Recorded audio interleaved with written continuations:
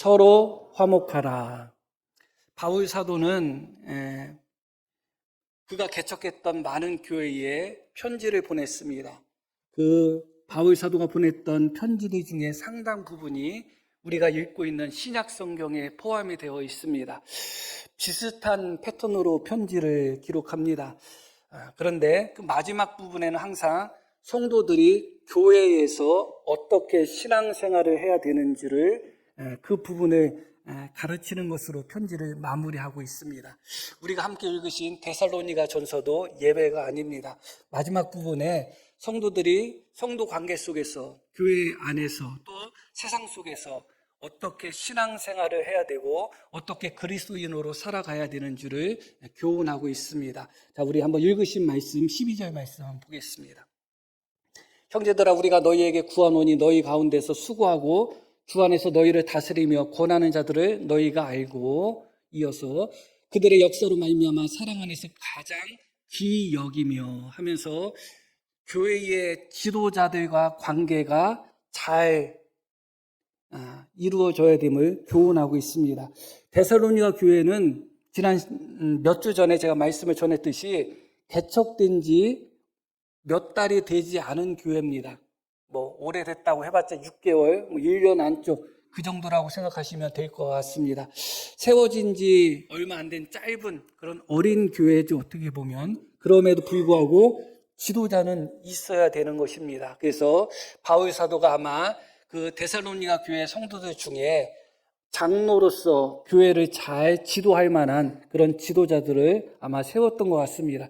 바울이 세웠던, 아니면 그들 자체적으로 세웠던, 여하튼 데살로니가 교회는 역사가 짧았지만 지도자가 있었다. 그런데 역사가 몇 달 되지 않은 교회에 지도자가 세워졌으니 그 지도자라고 해서 특별한 사람이겠어요, 어떻게 보면. 그러니까 일반 성도들이 볼 때 지도자의 권위를 크게 인정하지 않는 그런 모습이 있었던 것 같습니다. 그래서 지도자와 또 성도 간의 관계가 그렇게 매끄럽지는 않았던 것 같아요. 제가 보면 나보다 훨씬 낫다고 생각하는 사람과는 갈등이 거의 없어요. 근데 나보다 못하다고 생각하거나 나하고 비슷하다고 생각하는 사람하고는 갈등이 있습니다. 그런 경우가 많아요. 제가 예전에 테니스를 좀 쳤는데 제가 더 잘 쳤고 저보다 못 쳤던 목사님들이 있는데 서로가 서로를 만만하게 생각해. 서로가 서로를 만만하게 생각하니까 서로가 어떤 한마디 하면 기분이 나쁜 거예요. 나보다 잘 치는 것도 아닌데, 그런 생각 때문에. 그러니까 아마 데살로니가 교회에도 그런 것이 좀 있었던 것 같아요. 오래된 교회고 또 지도자가 특별하게 세워진 교회라면 조금 덜했을 텐데, 몇 달 되지 않은 상태에서 그들 중에 지도자를 세웠기 때문에 너나 나나 별 차이가 있나, 그런 마음이 조금 있었던 것 같습니다. 그래서 그렇게 세움 받은 지 얼마 되지 않은 그런 지도자라 할지라도 어떻게 하라? 그를 존중히 여겨라. 그를 귀하게 여겨야 된다. 그렇게 권면하고 있습니다. 그러면서 다시 13절 말씀 봅니다. 너희끼리 화목하라. 그 말씀이 이 말씀 속에 주어지고 있습니다. 지도자에 대해서 논하면서 너희끼리 화목하라고 이렇게 말씀이, 교훈이 주어졌다는 것은 아마 지도자의 관계, 성도와 지도자와의 관계 속에서 화목하라는 의미가 담겨 있겠죠. 그리고 성도 간의 관계 속에서도 화목하라는 의미가 담겨 있을 것입니다. 사실은 많은 교회가 지도자와 목회자와 성도 간의 화평을 누리지 못하는 그런 교회들이 참 많습니다. 그리고 많은 교회가 성도와 성도 간의 화평을 누리지 못하는, 평화를 누리지 못하는 그런 교회들이 참 많죠. 제가 예전에 신학을 공부할 때 몇 번 들었던 말 중에 그런 이야기를 들었어요. 저는 그때 조금 순진했으니까 저도 순진했을 때가 있었어요. 그런데 이제 그 교수님들이 하는 말이 교인 믿지 말아라. 교인은 교인 편이다. 그런 말씀을 하시는 거예요. 결정적일 때 교인은 교인 편이고 목사 편 안 들어준다. 교인 믿지 말라. 그래서 왜 저런 말씀하시나 그런 생각을 했습니다. 물론 그럴 수도 있겠죠. 그러나 결정적으로 중요한 것은 누가 누구의 편, 그것은 중요하지 않습니다. 성도와 성도 서로 화목해야 되고 성도와 목회자가 화목해야 되는 것입니다. 그것은 교회에 있어서 가장 중요한 거예요. 교회는 예수님을 믿는 곳이죠. 예수님은 평화의 왕으로 이 땅에 오셨습니다. 우리가 이미 배웠듯이 예수님이 이 땅에 태어나실 때 천사들의 노래는 지극히 높은 곳에서는 하나님께 영광이고 땅에서는 기뻐하심을 입은 사람들 중에 평화다 하면서 예수님으로 말미암아 평화의 왕이신 예수님으로 말미암아 땅의 평화가 이루어질 것을 그렇게 천사들이 노래를 했습니다. 우리 예수님은 평화의 왕이라는 것을 기억할 필요가 있고 교회는 성도는 평화의 왕이신 예수님을 믿고 섬기는 곳입니다. 그렇기 때문에 당연히 교회에는 평화가 넘쳐야 돼요. 화목하라는 단어가 평화라는 단어와 똑같은 단어입니다. 번역을 화목으로 번역했을 뿐입니다. 그러니까 교회에는 평화의 왕이신 예수님을 섬기는 교회는 평화로워야 되는 거죠. 평안해야 되는 것입니다. 화목해야 되는 것입니다. 예수님이 그러셨거든요. 마태복음 12장 말씀 한번 보겠습니다. 보라 내가 택한 종 곧 내 마음에 기뻐하는 바 내가 사랑하는 자로다. 예수님에 대한 말씀이에요. 내가 내 영을 그에게 줄 터이니 그가 심판을 이방에 알게 하리라. 이어지는 말씀. 그는 예수님이에요. 그는 다투지도 아니하며 들레지도 아니하리니 아무도 길에서 그 소리를 듣지 못하리라. 내 마음에 기뻐하는 종, 이방의 심판을 알릴 그런 종, 그런 아들을 하나님이 세우셨다는 겁니다. 그분이 예수님인데 그분은 어떠시다고요? 첫 번째, 하나님의 마음에 기뻐하는 종인 예수님에 대해서 표현할 때 첫 번째가 어떤 말씀이 표현이 되었어요? 그는 다투지 아니한다. 그리고 들내지 아니한다. 들낸다는 얘기는 소리친다는 거예요. 막 싸울 때 목소리 큰 사람이 이긴다고 하잖아요. 그러지도 않는다. 아무도 길에서 그의 소리를 들은 자가 없다. 실제로 예수님의 목소리를 길에서 들은 사람이 없는 것은 아니지만 그런 상징적인 의미가 있는 것이죠. 우리 예수님은 평화의 왕이었습니다. 예수님을 표현하는 단어가 그는 다투지 아니하는 분이라는 겁니다. 예수님을 표현하는 단어가 그는 소리치고 외치고 우기는 분이 아니라는 것입니다. 그 예수님을 믿는 우리인데 우리는 그 예수님의 모습을 따라가지 못하고 너무 쉽게 다투고 너무 쉽게 소리치는 그런 모습을 보이고 있지 않나 그런 생각을 하게 됩니다. 저는 아직까지는 공적인 자리에서 소리치고 싸우지는 않았어요. 아직까지는. 앞으로는 어떻게 될지 모르겠죠. 입이 방정이라고 이런 말을 하고 나면 꼭 무슨 짓을 또 하게 되는데 어떨지는 모릅니다. 그러나 또 어떤 분들 보면 사적인 자리든 공적인 자리든 이 사적인 자리와 공적인 자리는 조금 다르거든요. 그런데 공적인 자리에서조차도 그렇게 소리치고 그렇게 싸우고 그렇게 분을 내는 사람들이 참 많아요. 강단에서조차도 분을 내고 싸우고 자기 마음속에 있는 악을 쏟아내는 그런 사람들이 참 많습니다. 그러나 우리 예수님은 그렇지 않으셨다. 다투지 아니하시고 들내지 아니하시고 아무도 길에서 그의 소리를 들은 적이 없다. 그렇게 말씀합니다. 교회는 바로 그 예수님을 섬기는 곳이고 교회는 바로 그 예수님이 머리가 되신 곳이죠. 그렇기 때문에 예수님이 마태복음 5장에서 산상설교를 외치실 때 화평케 하는 자는 복이 있나니 뭐라고 말씀하셨죠? 그들이 하나님의 아들이라 일컬음을 받을 것이다. 그렇게 말씀하셨습니다. 화평케 하는 자들이 하나님의 아들이라는 것입니다. 교회는 하나님의 아들이 있는 곳이잖아요. 하나님의 자녀가 있는 곳이잖아요. 그러면 마땅히 화평케 하는 자의 삶을 살아가야 되는 것이죠. 그런데 그런 것이 참 부족한 현실의 모습이 아닌가 생각하게 됩니다. 바울 사도는 지도자와의 관계를 이야기하면서 넓은 의미에서 큰 의미에서 너희끼리 화목해야 된다. 너희끼리 화목해야 된다. 그렇게 말씀하고 있습니다. 이 화목이라는 것이 얼마나 중요한 것인지, 평화의 복음을 외치고 평화의 예수님을 믿고 화평케 하는 자들이 하나님의 아들이 되는, 그래서 하나님의 아들인 예수 믿는 우리가 함께하는 교회에 이 화목과 평화가 얼마나 중요한지를 다시 한번 기억해야 되는 것이죠. 그 화목을 위해서 우리에게 필요한 것이 이어지는 말씀 속에서 주어지고 있습니다. 어떻게 해야지 교회에서 화목을 누릴 수 있을까? 어떻게 해야지 교회에서 화평을 누릴 수 있을까? 14절 말씀 한번 보겠습니다. 또 형제들아 너희를 권면하노니 게으른 자를 권계하며 마음이 약한 자들을 격려하고 힘이 없는 자들을 붙들어 주며, 이렇게 말씀이 이어집니다. 게으르다는 것은 예전 성경에는 규모가 없다, 그렇게 표현됐습니다. 질서가 없는 사람, 질서가 없다는 것은 어디든지 하나의 질서가 있는데 그 질서를 지키지 않는 사람들, 그 질서를 지키지 않고 내 마음대로 하는 사람들, 그런 사람들을 게으른 사람으로 표현했습니다. 왜 여기서 게으르다고 번역을 했냐면, 그 사람들이 데살로니가 교회에서는 그 질서를 지키지 않으면서 자기 마음대로 행동하며, 자기들은 예수님이 재림하실 것이 얼마 남지 않았기 때문에 일을 하지 않겠다 하면서 일을 하지 않는 그런 모습을 보였습니다. 일은 하지 않으면서 도리어 일을 만들거나 다른 사람의 일을 참견하거나 혹은 다른 사람에게 신세를 지는 그런 사람들을 오늘 말씀 속에서 게으르다 표현한 거죠. 이 사람들은 참 잘못한 사람들입니다. 다시 14절 말씀을 봅니다. 그 게으른 사람들을 어떻게 하라고 말씀이 나와요? 권계하라, 충고하라, 그런 의미예요. 그리고 마음이 약한 사람들에게는 어떻게 하라고 말씀이 나와요? 격려하라.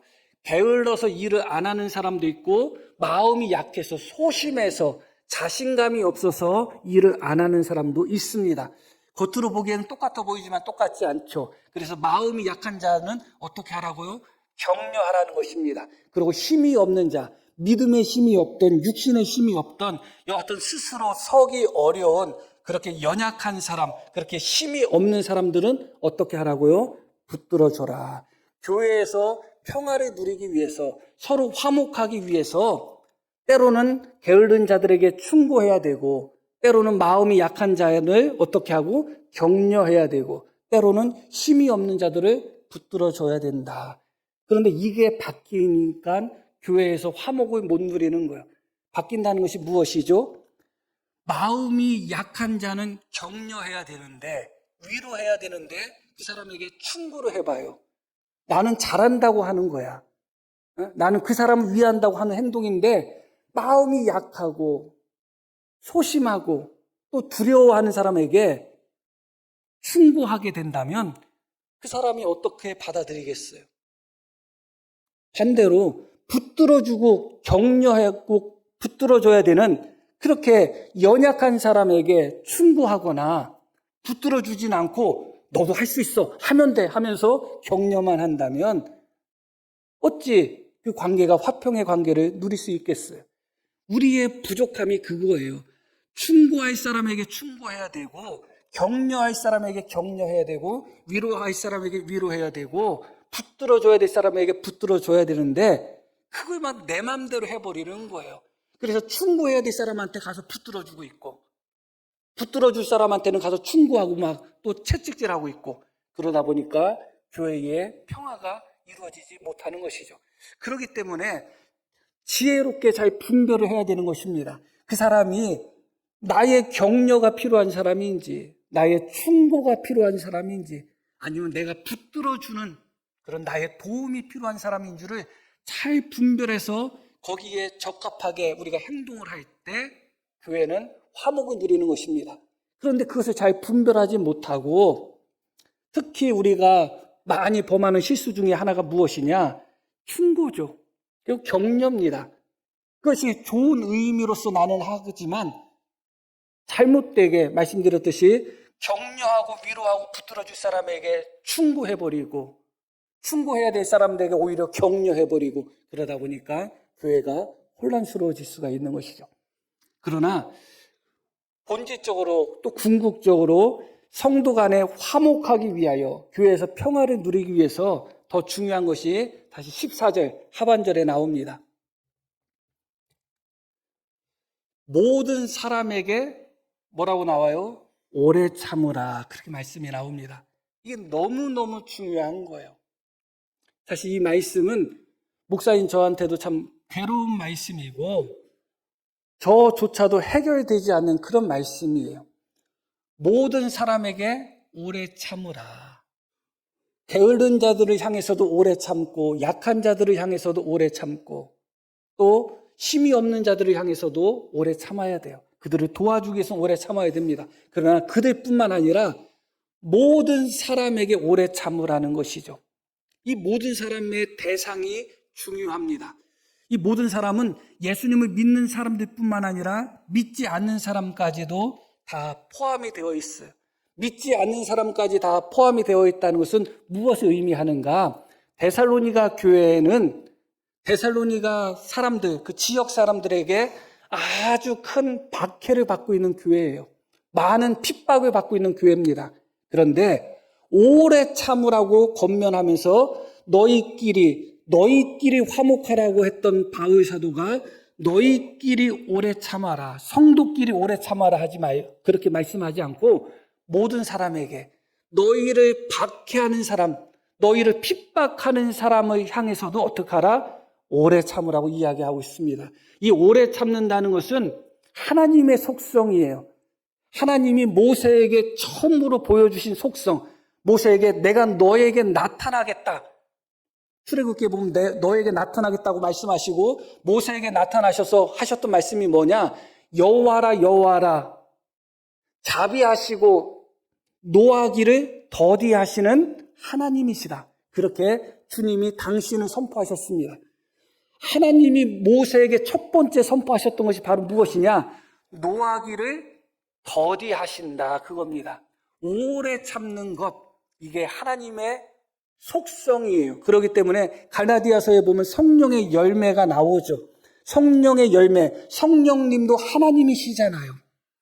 그렇기 때문에 우리 안에 성령님이 계시다면 성령의 열매를 맺게 되는데 바로 그 성령님의 열매 중에 하나가 무엇이냐? 사랑과 희락과 화평과 자비와 양성과 충성과 온유와 오래 참음이 어디 갔어? 사랑과 희락과 화평과 오래 참음, 이 오래 참음이 중간에 있는데 이것만 빼먹고서 나머지를 외워버리니 오래 참음을 찾아도 없지. 아마 제 안에 없어서 그런 것 같습니다. 제 안에 없는 게 두 가지가 있어요. 오래 참음이 없고 어이가 없어. 지금 제가 설교한 게 순간적으로 어이가 없잖아요. 어이해도 어디 있는지 몰라.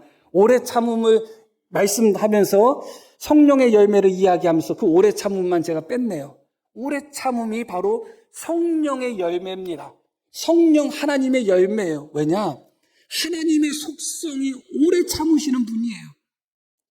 자비롭고 은혜롭고 노하기를 더디하시는 분인 거예요. 하나님의 성령께서도 맺으시는, 우리 안에 맺으시는 열매는 많은 열매가 있지만 그 중에 가운데 있는 열매가 무엇이냐? 오래 참음이에요. 우리가 하나님을 믿는 사람들이잖아요. 하나님의 성령이 우리 속에 있잖아요. 오래 참음이라는 것이 그만큼 중요한 것이죠. 예수님은 제자들에게 너희가 서로 사랑하라고 말씀하셨습니다. 너희가 서로 사랑할 때 너희가 내 제자가 될 거라고 말씀하셨어요. 제자의 표지는 무엇이냐? 저 사람이 예수님을 믿는 사람이다 아니다는 무엇으로 판가름 나느냐? 사랑으로 판가름 난다는 거예요. 너희가 서로 사랑하면 너희는 내 제자다. 왜냐하면 예수님이 우리를 사랑하시되 끝까지 사랑하셨거든요. 사랑은 예수님의 가장 중요한 속성이잖아요. 그렇기 때문에 그 예수님이 끝까지 우리를 사랑하신 예수님이 너희가 서로 사랑하면 세상 사람들이 너희가 내 제자인 줄 알 거라고 말씀하셨습니다.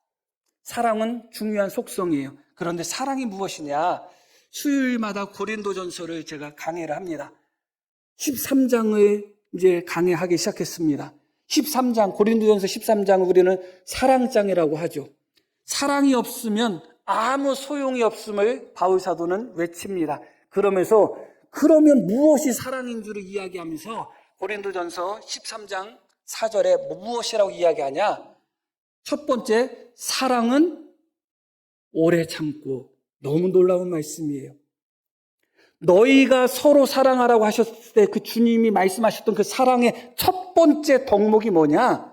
사랑은 오래 참고예요. 그게 사랑이에요.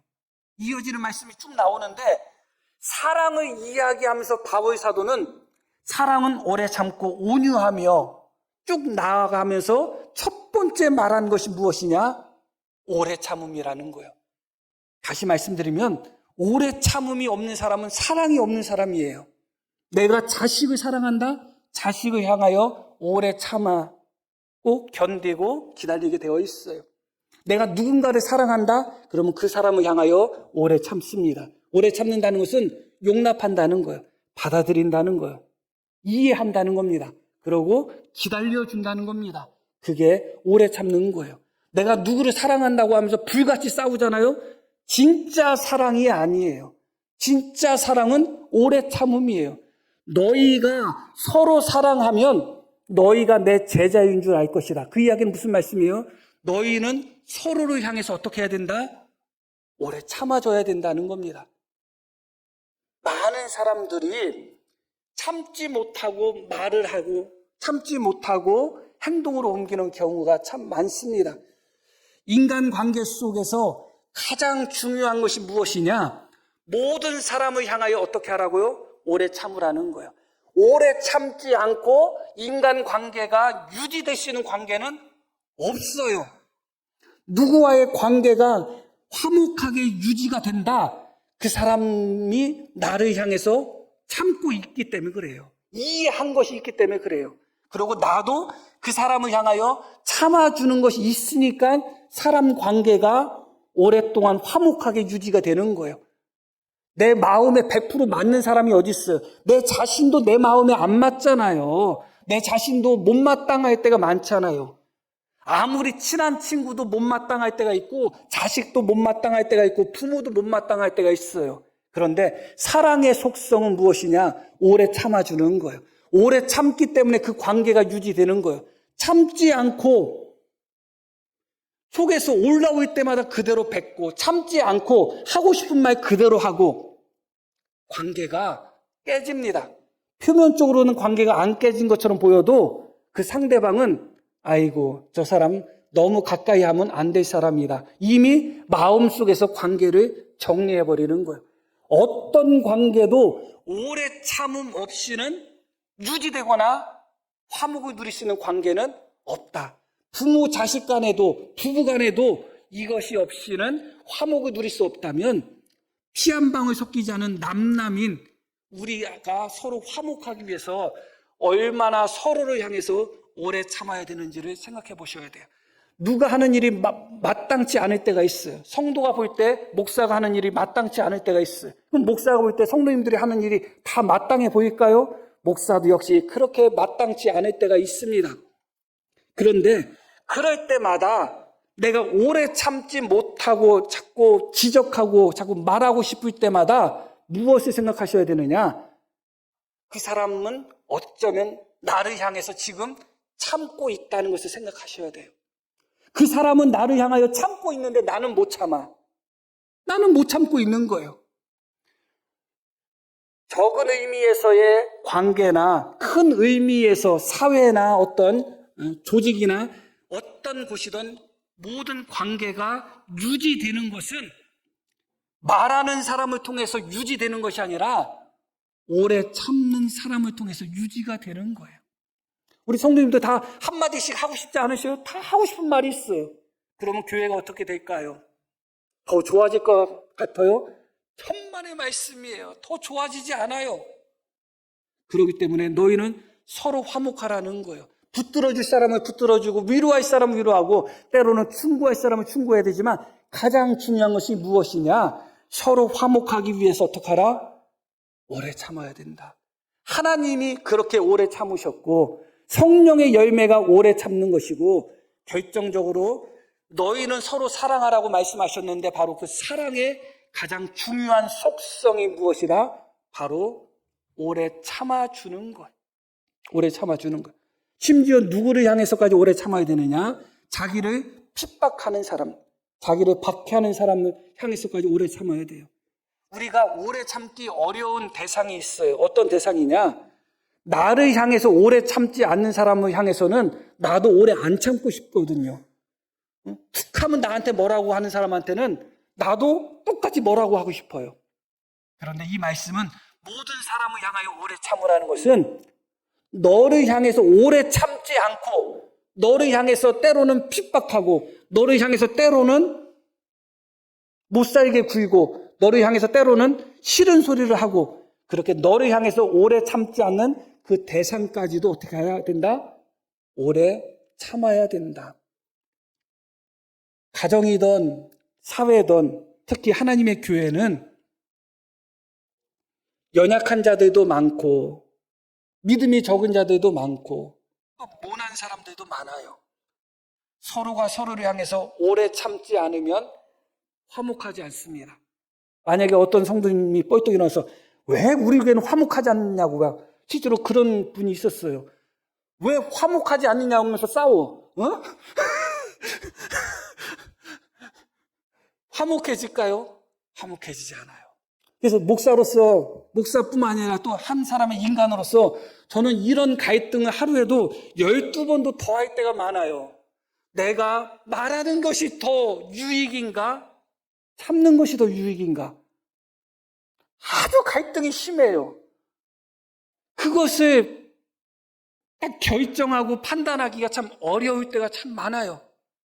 근데 대부분 자기 성격대로 말하는 것을 좋아하는 사람은 그런 순간에 말하고 말하지 않고 참는 것을 좋아하는 사람은 그런 순간에 대체로 참죠. 그러나 저에게도 이미 오래전부터 이것이 하나의 숙제였고 지금도 숙제입니다. 이 순간이 계속해서 오래 참아야 되는 순간인가? 아니면 내가 말을 해야 되는 순간인가? 지금도 참 어려워요. 그럼에도 불구하고 성경이 지속적으로 우리에게 주는 교훈은 무엇이냐? 사랑은 오래 참고예요. 너희끼리 서로 어떻게 하라? 모든 사람을 향하여 오래 참으라는 거예요. 하나님은 노하기를 더디하시는 하나님이라는 거예요. 성령의 열매는 오래 참는 열매가 있다는 거예요. 이것을 우리가 외면할 수는 없잖아요. 그렇게 오래 참는 것이죠. 그런데 오래 참는다는 것이 그냥 내 안에서 찍어 누르는 그것이 오래 참는 것이 아니에요. 많은 사람들이 오래 참는다 할 때 내 안에서 찍어 누르는 것이 오래 참는지 알고 그냥 찍어 누르다가 어느 순간에 댐이 무너지듯이 분노가 상상을 초월할 정도로 폭발하는 사람이 있어요. 그래서 조용한 사람이 화내면 무서워. 그 말이 거기 있는 거예요. 그 조용한 사람이 참으면서 어떻게 했느냐? 내 안에 자꾸 쌓아 놓으면서 참은 거예요. 용량이 아무리 크다 할지라도 마음의 용량, 생각의 용량, 심보가 아무리 크다 할지라도 계속 쌓아두다 보면 터지지 않을 사람이 없어요.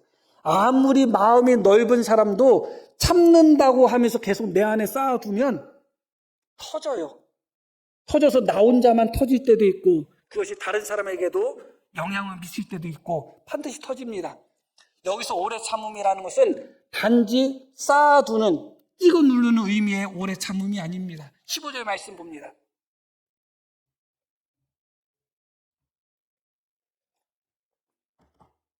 삼가 누가 누구에게든지 악으로 악을 갚지 말고 어떤 오래 참음이냐? 악으로 갚지 않는 오래 참음이에요. 복수하지 않는 오래 참음이에요. 사람마다 조금 다르지만 대부분 사람들이 누군가에게 당하면 막 복수하고 싶은 생각이 막 들어요. 배가 퍼주고 싶은 생각이 듭니다. 그러면 그때를 위해서 참고 있다? 그건 참는 게 아니죠. 오래 참는다고 할 때는 악으로 갚지 않는 오래 참음이에요. 이어지는 말씀도 계속 볼게요. 서로 대하든지 성도끼리 서로 대하든지 모든 사람을 대하든지 모든 사람이라고 나오죠. 어떻게 하라고요? 모든 사람을 대하든지 너희를 핍박하고 너희를 괴롭히는 사람까지 포함해서 모든 사람을 대하든지 어떻게 하라? 항상 선을 따르라. 그래서 따르라는 단어가 다른 부분에 다른 성경에는 어떻게 표현됐냐면 박해한다는 의미의 단어로 번역이 됐습니다. 그러니까 이 따른다는 의미는 마치 사냥꾼이 사냥하는 대상을 쫓아가는, 혹은 사냥개가 사냥의 어떤 대상을 막 쫓아가는 그런 모습의 의미에 따른다는 거예요. 그러니까 우리가 무엇을 잡기 위하여 따라간다는 것은 얼마나 열심과 열정과 집중을 하고 있는 건지 보여주죠. 그래서 이 단어가 박해한다는 의미로 사용이 돼요. 자, 데살로니가 성도들은 너희를 어떻게 한다고요? 항상 너희를 박해한다. 이 따른다는 단어가 그런 단어예요. 그러나 그런 사람들까지 포함해서 너희는 어떻게 하라? 선을 따라가야 된다. 그들은 너희를 박해하지만 똑같은 단어예요. 그러나 너희는 그들까지 포함해서 어떻게 해야 된다? 선을 추구해야 된다. 그게 진짜 오래 참음이에요. 이 15절과 같은 말씀, 악을 악으로 갚지 말고 모든 사람에 대하여 선을 추구하라는 이 말씀은 바울 사도가 여러 번 강조했습니다. 그래서 다른 성경에도 여러 번 나와요. 그만큼 중요한 것이죠. 그것이 바로 진짜 오래 참음이다. 오늘 말씀 속에서 화목에 대해서 배웠습니다. 우리 예수님은 화평케 하시는 분이잖아요. 평화의 왕이시죠. 교회는, 성도는 그 예수님을 믿는 곳입니다. 평화를 누리기 위하여, 서로 화목하기 위해서 가장 중요한 것이 무엇이냐? 오래 참는 것입니다. 오래 참는 것이 가장 중요해요. 말세, 마지막 때의 징조는 뭐냐? 사람들이 오래 참지 못한다는 거예요. 사람들이 성내기를 좋아하고 분내기를 좋아하는 것, 자기를 사랑하는 것, 그게 마지막 때의 징조라는 것입니다. 그러나 교회는 오래 참아야 되는 거예요. 그것을 통해서 화목이 유지가 되는 것입니다. 결론적인 말씀을 드리겠습니다. 디모데전서 1장 한번 보겠습니다. 그러나 내가 긍휼을 입은 까닭은, 바울 사도가 자기 고백, 자기 간증을 하는 거예요. 그러나 내가 긍휼을 입은 까닭은, 바울 사도는 원래 예수님을 믿는 사람들을 핍박하고 박해하고 교회를 아주 못살게 굴었던 사람이잖아요. 그런데 그런 바울 사도가 사도가 됐어요. 예수님의 선택을 받아서 사도가 됐죠. 그것을 바울 사도가 내가 긍휼을 입었다, 그렇게 표현한 겁니다.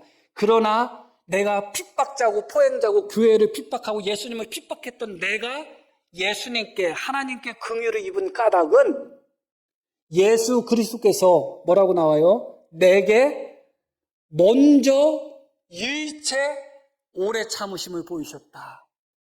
주님이 바울을 향해서 당신을 핍박하고 당신을 반대하고 교회를 지금 핍박하는 바울을 보면서 예수님이 먼저 일체 오래 참으심으로 말미암아 바울에게 긍휼을 주셨다. 그렇게 고백하고 있습니다. 이게 오래 참음의 가장 큰 모범이에요. 내가 먼저 참을 수 있는 건 참고 못 참을 건 못 참고, 그것이 아니라 일체 오래 참는 것, 그것이 성도의 관계 속에서 평화를 누리는 겁니다. 이것이 어디에서 나타나느냐? 중요한 말씀이, 이 결론의 말씀이 중요해요. 사도행전 26장 말씀 보겠습니다. 이것은 바울이 다메섹으로 왜 가느냐? 예수님을 믿는 사람을 잡아서 죽이기 위하여 다메섹으로 가는 거예요. 그렇게 다메섹으로 가다가 누구를 만났느냐? 예수님을 만났어요. 그 간증이에요. 너무 중요한 말씀이에요. 디모데전서 1장 말씀과 연계되는 거예요. 예수님이 바울을 향해서 어떻게 먼저, 어떻게 일체, 어떻게 오래 참으셨는지를 보여주는 말씀이에요. 우리가 다 땅에 엎드러짐에 내가 소리를 들으니 히브리 말로 이르되 사울아 사울아, 이게 바울 사도의 원래 이름이죠. 내가 어찌하여, 네가 왜 나를 핍박하느냐, 나를 박해하느냐. 이어지는 말씀이 뭐예요? 가시채를 뒷바라지 하기가 내게 고생이다. 이 말씀이 무슨 말씀이냐? 가시채, 이것은 가시 같은 거, 뾰족뾰족한 것을, 그런 가시를 입힌 채찍이에요. 이것은 채찍 형태로도 사용되기도 하고 막대 형태로도 사용이 되는데, 무엇에 사용되는 용도겠어요? 소나 말을 부릴 때 소나 말이 말을 듣지 않으면 뒤에서 때리는 용도예요. 그러니까 가시가 있는 채찍, 가시가 있는 나무 막대기라고 생각하면 돼요. 그럼 지금 바울 사도는 하나님을 섬기고 예수님을 섬겨야 될 바울 사도가 무슨 짓을 하고 있어요? 예수님을 믿는 사람들을 핍박하고 교회를 박해하고 하나님을 대적하고 있잖아요. 그러면 지금 바울이 무슨 짓을 하고 있는 거예요? 하나님을 향하여, 예수님을 향하여 뒷발질하고 있는 겁니다. 말을 안 듣는 거예요. 말을 안 들으면 이 가시 채찍 가지고 어떻게 해야 돼요? 때리는 거예요. 그래서 소나 말이 말을 안 들으면 뒤에서 주인이 때리는 거예요. 그러면 따가우니까 말 잘 듣고 앞으로 가요. 그런데 왜 놀랍냐? 사울이 그렇게 하나님의 말을 듣지 않고, 표현이 이상하지만 하나님을 제대로 섬기지 않고 그렇게 예수 믿는 사람을 박해해서 심지어 네가 나를 박해하느냐, 예수님이 그렇게 할 정도로 말을 안 들었어. 그러면 어떻게 해야 돼요? 하나님이 말 안 듣는 사울에게 가시 채찍을 때리셔야 돼. 그런데 여기는 뭐라고 나와요? 방귀 낀 놈이 성낸다는 말처럼 가시 채찍을 뒷발질하기가, 누가 했다는 거예요? 채찍으로 때리셨다는 게 아니에요. 자기가 잘못해놓고 자기가 뒷발질하고 있다는 거예요. 말이 앞으로 가야 되는데 이래 했는데 안 가. 안 가면서 뒷발질을 하는 거예요. 안 가면 맞아야 되는데 안 때렸더니 자기가 뒷발질 해버리는 거예요. 오히려. 그런데 주님의 말씀이 뭐예요? 그렇게 내가 너를 가시 채찍으로 때렸더니 네가 아프지, 그 말씀이 아니라 네가 잘못했음에도 불구하고 네가 뒷발질 하는데 그렇게 가시 채찍을 뒷발질 하는 것이 너한테는 고통이지 않느냐. 이게 주님의 오래 참음이라니까. 이게 이해가 되시나요? 이런 오래 참음이? 이 정도의 오래 참음심이에요. 이 정도의. 끝까지 말을 안 들었을 때 채찍을 들으셔도 되는데 채찍을 들지 않으셨는데 오히려 자기가 뒷발질 해가지고 그 채찍에 찔려. 그때 주님이 하신 말씀이 가시채를 뒷발질하는 거 너한테 고통 아니냐. 그렇게 말씀하고 있습니다. 그게 바로 뭐예요? 예수님이 우리를 향하여 먼저 일체 오래 참으신 거예요. 우리가 그 예수님을 믿는 것이고 그 예수님의 사랑을 받고 사는 거잖아요. 참기 어려운 일이 생길 때마다, 내가 참기 어려운 사람들이 생길 때마다 주님이 먼저 나를 향하여 일체 오래 참으셨다는 것. 그럼에도 불구하고 나는 뒷발질하고 있는데 뒷발질 하다가 가시채에 찔린 나를 보면서 도리어 내가 그렇게 뒷발질 하다 보면 너만 아프지 않느냐, 그렇게 외쳤던 주님의 음성과 주님의 마음, 그 사랑을 기억하며 우리도 서로가 서로를 향해서 정말 오래 참고 오래 참는, 그래서 화목을 날마다 이루어 나갈 수 있는 우리 모두가 되기를 소망합니다. 자, 우리 들으신 말씀 기억하며 함께 기도하시겠습니다.